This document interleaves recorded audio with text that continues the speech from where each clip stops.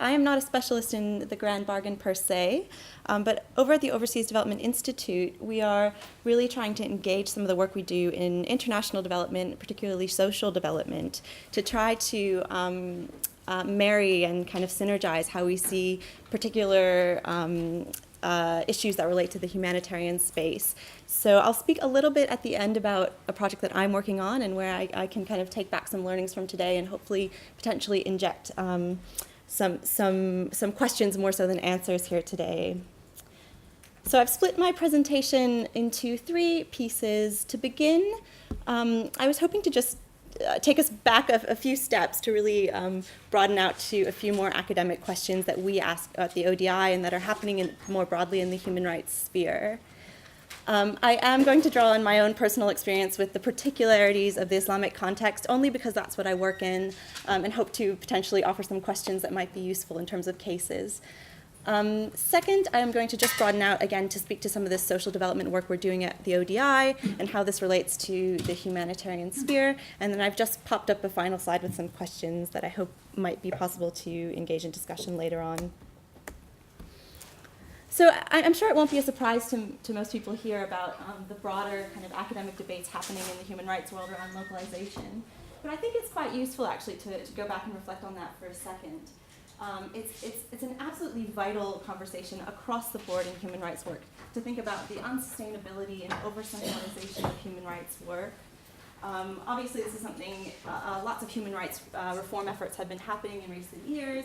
I've taken here a UNHCR quote that I think encapsulates this quite nicely. International aid workers need to attune themselves to local culture, learn to talk to local people as equals. And that's certainly the case across the board in human rights work. I've taken some work from some Middle East scholars that are at the bottom quote, Batiza and Dianigi, who are working in the space of human rights norms, really trying to challenge and problematize how we see the spread of human rights from the Western core to a non-Western periphery. And they really work at seeing norm entrepreneurship in the kind of global south, in the non-Western space, as something we need to engage with on an equal level and really talk about. Along these lines, the last scholar I'll bring in is Amitav Acharya, who has worked a lot in the East Asian region. And he's coined the term norm localization, which we work with in our team a bit. And it's this idea that local agents reconstruct foreign norms to ensure they fit with the agents' cognitive priors and identities. He talks a lot about this congruence building. So localization isn't just kind of taking your prior and fitting it into a non-Western space. It's really about a process of kind of intersubjectivity, engagement. It's not just acceptance or rejection.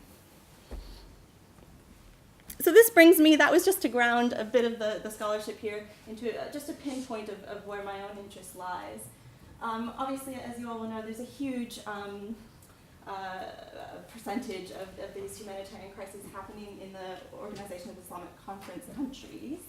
That's a bit of an old statistic, but obviously you have extreme poverty in the Middle East. You also have extreme wealth. You have rising religiosity.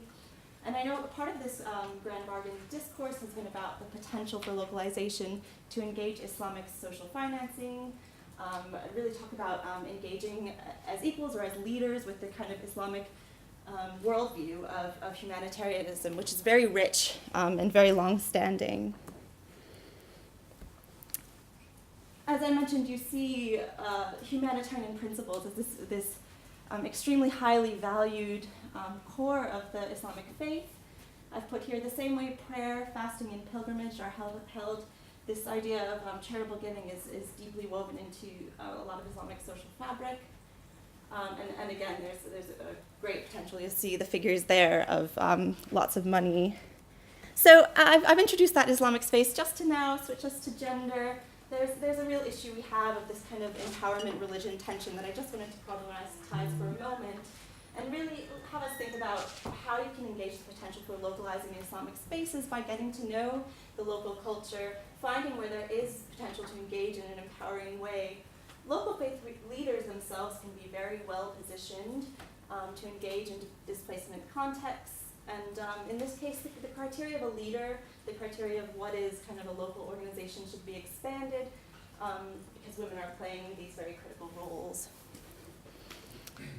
So on that note, I've just taken a few cases we've been working with at the ODI. Here's a case in Myanmar. It's a bit dated actually now, but it's interesting to reflect on, where faith-based organizations were acting as buffers between warring parties. They were very well trusted, and they have here in the UNHCR quote, "No other international organization or local NGO has such a wide margin of maneuver," which is interesting in this context. We've also seen here in Kenya, local victims of gender-based violence were going exclusively really to faith communities for trauma counseling, and seeing how they found that trust and that was kind of a safe space for them was useful for us to consider. If you inject some sort of trauma counseling and it's an empty room, what does that provide to a local community? So I've just put here, there's a UCL professor working on this, Dr. Elena Kasima. And she is working on considering what the basic needs are of people in humanitarian situations, right? We go in, we think, what are these people, what is their basic health need, their basic psychosocial needs, but we have to think about that, how it might be intertwined with gender, and in this case, potentially faith. And the local conceptualization, she says, of basic needs can transcend what secular organizations perceive. So for example here, Muslim IDP women affected by the Indian Ocean tsunami in 2004 held headscarves were essential to maintain their dignity and really were necessary to access services. So really reflecting on these sorts of things. It's getting to know, meeting women where they are, not making these sorts of assumptions that we're trying to really reflect on. At the same time, there's this interesting case in Jordan where Muslim refugee women from Syria are reporting having much more of a use of going to mosques for support. At the same time, the refugee men in the same community confirmed that they are not actually going to faith-based organizations or mosques as much because they continue to view faith leaders and mosques as being part of a political system they do not trust. So there's an interesting gender difference, gender dynamic here that's useful to try to consider. So of course, it's an incredibly complex issue. I've just thrown up a few ideas here to start to really think about it. Encouraging donors to really think about gender and faith-sensitive lenses, identifying the roles religious institutions and faith leaders can play in lifting barriers, ensuring safety and dignity, avoiding making assumptions about women, what women want. You know, is it empowering for them to have a new role, or is it incredibly violating, or is it empowering for them to be put in non-sex segregated spaces, or is that violating? And really to think about that more seriously. Assessing potential partners on issues relating to gender, and just developing as much flexibility as possible to listen to people's needs. So in the last moments I thought I'd just speak a little bit of how this links to our work at ODI on gendered social norms work. We're really looking at norms across the board in the development sphere as this kind of key aspect of understanding local spaces. We look at norms as the implicit and formal rules which people abide by, but they're held in place by beliefs, behaviors, and practices and bound into the values societies accept based in power dynamics.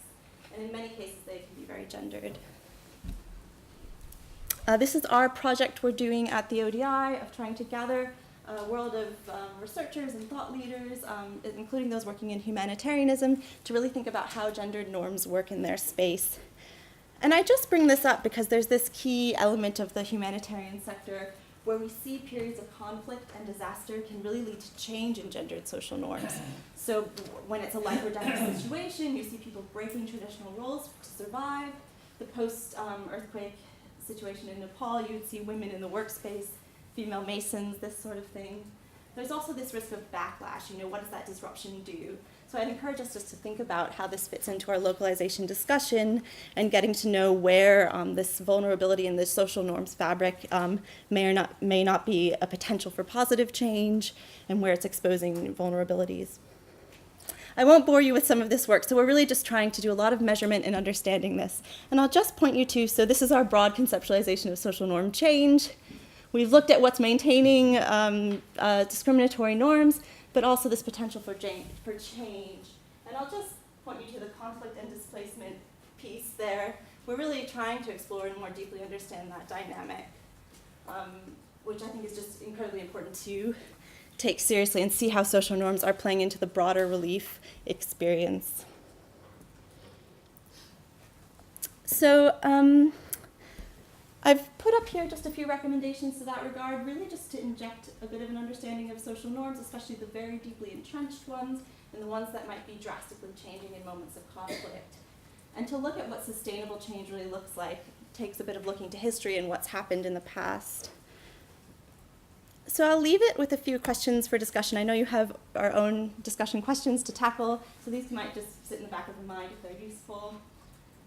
How can we inject into the grand bargain discussion an understanding of gender mainstreaming that is sensitive to these gendered social norms? Second, by the purpose of me bringing up faith and religion, I wonder if we can reflect on how you can better engage local religious and belief systems to understand complex interactions with gendered experiences with the goal of gender justice. And finally, to think about that last slide about breaking harmful gender norms in conflict contexts, to really think about the long-term well-being of women and girls. So I'll leave it at that. Thank you very much.